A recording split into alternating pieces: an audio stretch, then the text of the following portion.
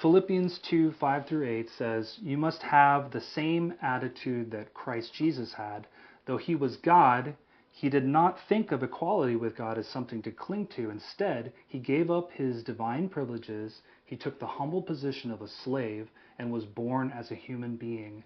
When he appeared in human form, he humbled himself in obedience to God and died a criminal's death on a cross." And so Jesus is humble. And so we are to have that same humility that Christ Jesus has. But humility starts with peace. And so Jesus is peaceful. And so all of his responses, Jesus to people, was always peaceful. And so that is because he had full trust in God. And full trust in God brings peace. And so in 1 Peter 2:23, it says, "He did not retaliate when he was insulted, nor threaten revenge when he suffered. He left the case in the hands of God, who always judges fairly." And so once again, trust in God brings the peace that allows us to portray the image of Christ to our children and to our spouses and to the world, for that matter. And so Jesus is also, he used truth without manipulation. And so in John 8:31 through 32, it says, "Jesus said to the people who believed in him, 'You are truly my disciples if you remain faithful to my teachings, and you will know the truth, and the truth will set you free.'" And so this can kind of be turned into sort of a trope, like, okay, so you just read the Bible, that's it, right? But truth, the knowledge here, is an experiential knowledge in the Greek word that's used here. And so it's really more about living truth, right? And so we give truth to our children and to our spouses, not through manipulative ways, right? But instead through servant leadership ways, right? We show them what truth is by living it out by ourselves. And so, in Ephesians 6, the full armor of God, the first component is the belt. And the belt holds the armor together. Without the armor, without the belt, the breastplate falls off, the scabbard falls off. You don't have a sword, you don't have a breastplate. And so you're vulnerable to attack. And so truth is extraordinarily important. And Jesus was always truthful. He never lied. Never lied. Okay, and then also, Jesus has servant-hearted leadership. And so in John 13:14 through 15, it says, "And since I, your Lord and teacher, have washed your feet, you ought to wash each other's feet. I have given you an example to follow. Do as I have done to you." And so the ruler of the world, the creator of the universe, bowed down and washed the feet of his disciples. And in so doing, he is saying, this is what leadership looks like. Okay? There's a passage that says Jesus is head over the man, man is head over the woman, right?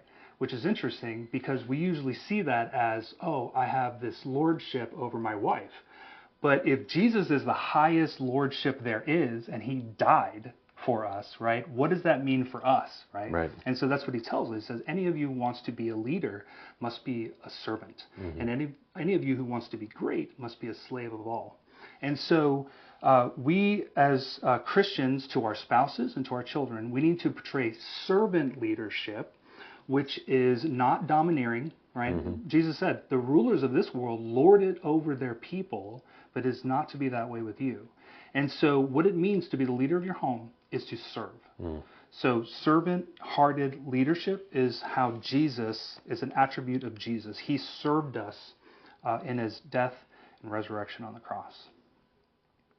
So the next aspect of Jesus that we're going to talk about is Jesus was forgiving. So even when he was wronged, he forgave.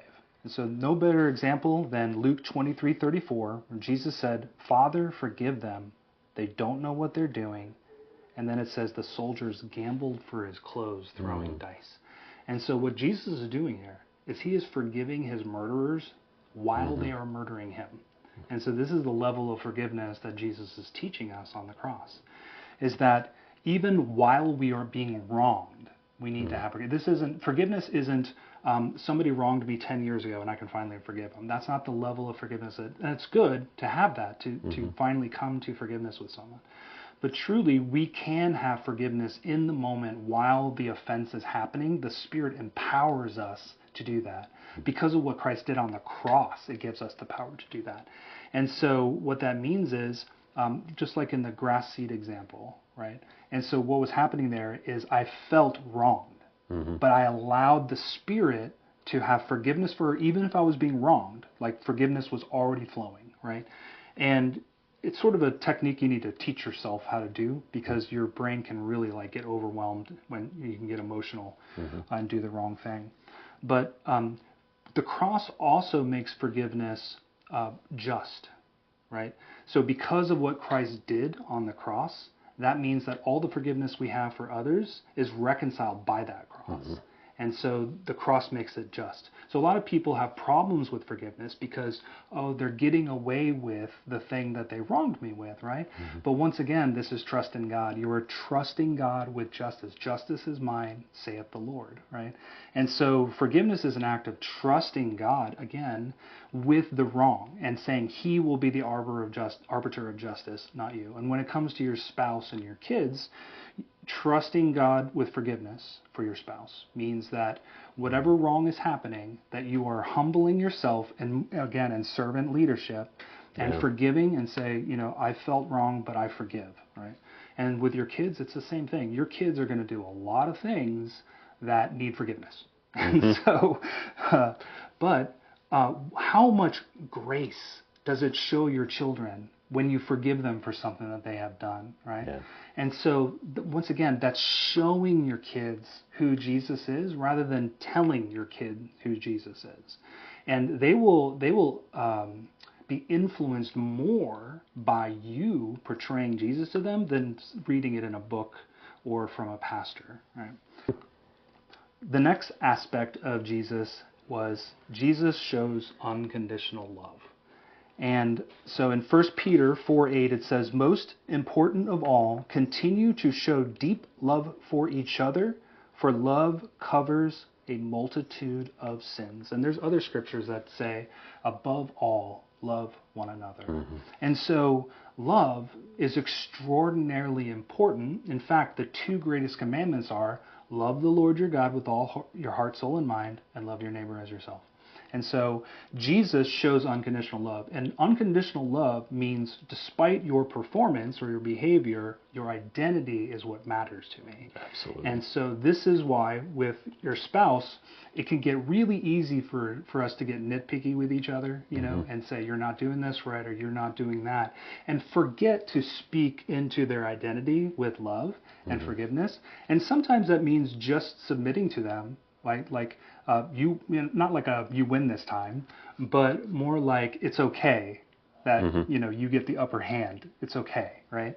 And it shows love. It shows that we care more about the person than we do about the behavior.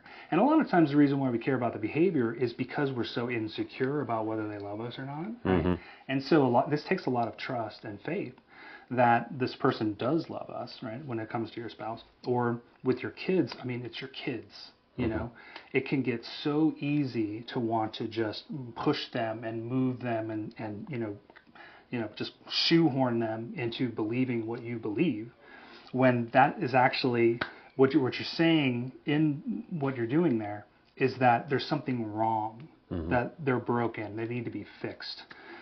They don't need to be fixed. They need the love of Jesus. They need grace. When you have the love of Jesus, when you're portraying the image of God, it's healing to your family. It actually binds your family closer together. And so it's always that fear, that letting go of control. You know, it's going to be over. You know, and so you want to take control. But trusting God shows that you can just love your kids. You can just love your spouse and put the rest on God. Yeah, he's trustworthy. Yeah, I know one of the ways that in my family, the way the enemy worked in our family was he got us to focus on me. And we constantly had to remind each other, hey, we're all on the same team. Right? Even though we're all on the same team, we play different roles. but it doesn't negate the fact that we're all working toward the same goal. Right. Absolutely. Yeah, and once again, that speaks to the devil's plan. The devil's plan is to separate, to divide, to kill, to steal joy, right? To rob us of our joy. But unconditional love breaks the fear, right, that causes us to be divided in the first place. So another aspect of Jesus is non-coercive. And what this means is he never forced anyone to follow him, right? And he never does. And so the thing about forced love is that's not love. Forced love is rape. And so God does not want us to violate someone's free will. And so with our spouses, it can be really easy to use our words and our deeds to manipulate, to get them to do things that we want them to do so that we feel secure and we feel loved.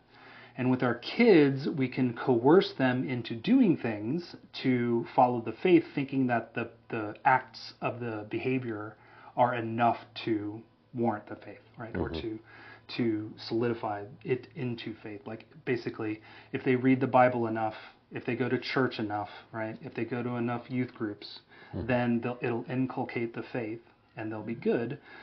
Even if they are resisting, if they're saying, I don't want to go to Bible study, I don't want to go to church, I don't want to, right?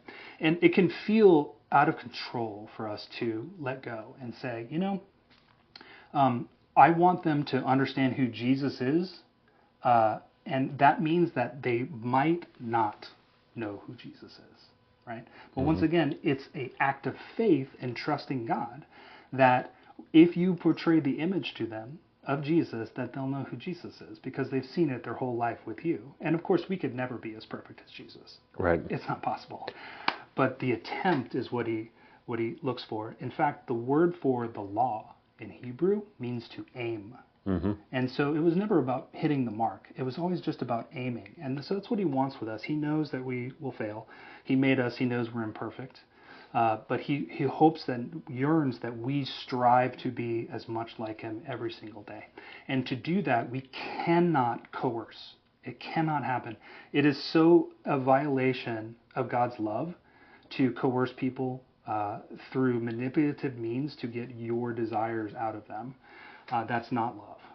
And so Jesus is not coercive. And I think even then, sometimes we do things because we really love our kids, but we can't control how they take it.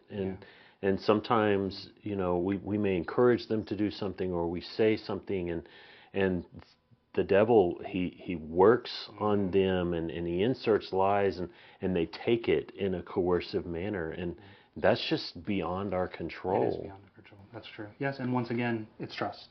And so the best we can do is portray Jesus and let God handle the rest. Absolutely.